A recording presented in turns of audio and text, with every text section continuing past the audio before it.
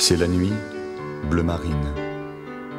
Une belle lumière diffuse, artificielle, comme sur le plateau de tournage d'un western à la fin des années 50. Qu'ils soient assis dans l'ombre ou debout dans la pénombre, tous sont quasiment immobiles, muets en tout cas, profondément absorbés dans leurs pensées. Devant un haut poêle de fonte, tuyau de guingois en équilibre sur une chaise à ressort, une guitare américaine aux fines incrustations de nacre brille de tous ses feux, sans doute à cause de la lune qui est pleine. Le jour ne tardera plus, et c'est une sorte de paix concentrée qui règne, comme si aucun d'entre eux n'avait conscience du temps qui passe, et d'ailleurs, il ne passe pas. C'est un instantané, un moment de vie figé dans son éternité, tel un souvenir revisité en sommeil ou sous l'emprise d'un stupéfiant. Eux, ce sont tous des voyageurs qui attendent un train, un bateau, un amour, une prière, ou le jour simplement. Dépareillés, ils sont là, disparates, dans la maison de bois. Est-ce la remise à foin d'une hacienda? Le wagon marchandise de quelques transsibériens? Roule-t-il? Ou bien la cantine d'un studio où ils se sont laissés enfermer par des machinistes trop pressés? Ils semblent s'ignorer, mais on sent bien qu'ils ont déjà vécu ensemble une infinité de relations peu communes. Julius, l'adolescent bouffi, pointe encore sous la belle gueule mi-aventurier, mi-franciscain défroqué. Mou dédaigneuse, il mâchouille son cigare éteint, les pieds sur le dossier d'une chaise bancale. On sent une profonde lassitude, sans amertume, rien que la fatigue de n'avoir pas, malgré tous ses efforts, encore su se forger l'outil impeccable pour s'accoucher de ses rêves d'enfant.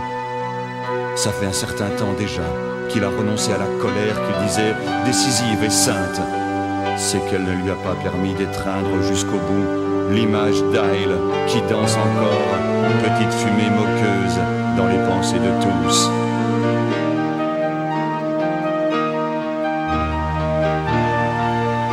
Aile, princesse byzantine ou putain de Salonique, à l'origine, jeune fille altière, mystère et jupe plissée, il en avait fait son rêve de la compagne idéale, froidement déterminée à fabriquer elle-même, sans concession, son devenir.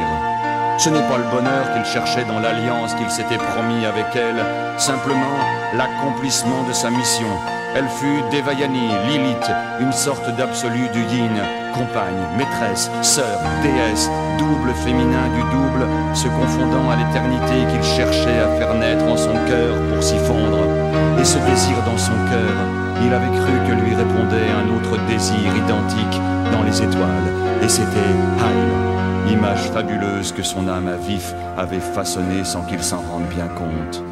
On se souvient d'avoir vaguement été informé qu'un 19 avril, Haïl s'était comme évaporée, partie en fumée, ou bien qu'elle était morte, ou bien que Julius n'avait plus eu la force de courir après son image, ni d'aimer sa vie à lui, et que dans le profond désœuvrement, l'immense fatigue qui s'ensuivit, n'ayant plus rien à adorer, plus de distance à effacer, il avait rechaussé ses bottes et pris femme pour qu'elle lui donne une gerbe d'enfants blonds et râleurs.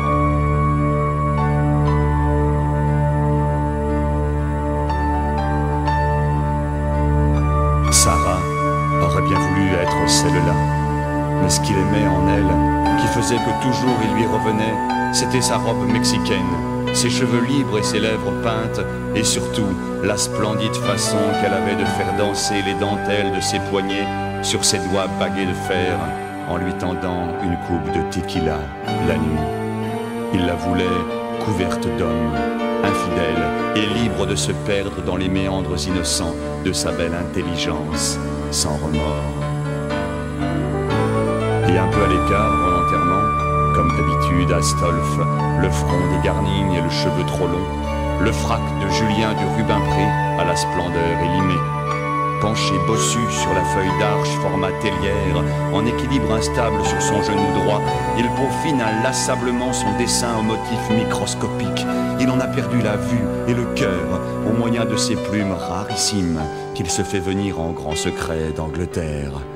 Il n'a apparemment pas perdu son réflexe du bon mot décapant, vu l'air goguenard qu'il affecte lorsqu'il relève de temps en temps la tête pour jeter un long regard de convoitise sur Djemila. Debout à la fenêtre, que lit-elle, Djemila, dans la nuit étoilée? On ne peut s'empêcher d'être secrètement bouleversé par l'élégance de son maintien et la beauté de son corps, ses seins magnifiques sous la tunique, son ventre plein et ferme, et la grande bonté, l'immense bienveillance qui s'en dégage, son teint mat, sa bouche étincelante.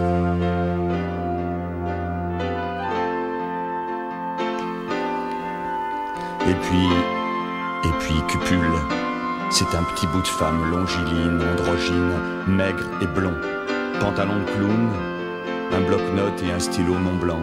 Elle écrit ne s'interrompant que pour boire lentement dans son verre à pied, gourmande, intelligente mais trop à son désir d'être ce qu'elle croit une femme, pour s'abaisser à se servir de sa finesse d'esprit à des fins de pouvoir ou de puissance, quoi qu'on puisse voir parfois danser des lueurs de haine derrière ses épaisses lunettes de myope. L'ovale de son visage, si pur, on dirait une madone, malheureuse mais fière.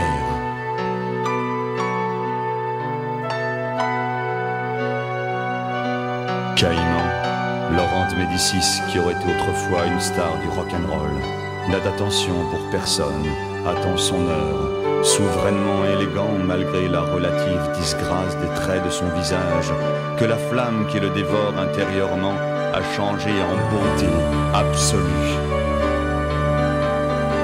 Et cependant, sous les étoiles, une rumeur sourde va s'amplifiant, se rapprochant. Est-ce le cœur antique remodelé à la démesure cosmique qu'autorisent les modernes techniques? Une voix grave et sombre, sans plus rien apparemment d'humain, une voix qui serait une fonction synthétisée avant l'heure de quelques téléscripteurs d'une ancienne génération, se détache peu à peu du lot et profère: nous n'avons jamais commencé, non, jamais possédé, aucun savoir. Nous n'avons donc jamais failli non plus. Nous ne sommes que ce que nous sommes aujourd'hui, et nos œuvres passées n'existent pas. La mort toujours de nous se fera une raison. Les tables desservies ne riront plus quand le mendiant du jour viendra réclamer son dû. Nous avons su en d'autres temps pourtant que le vin est le prix du savoir. Le nain jaune perplexe gratte sa barbe, bleu comme quand on est petit.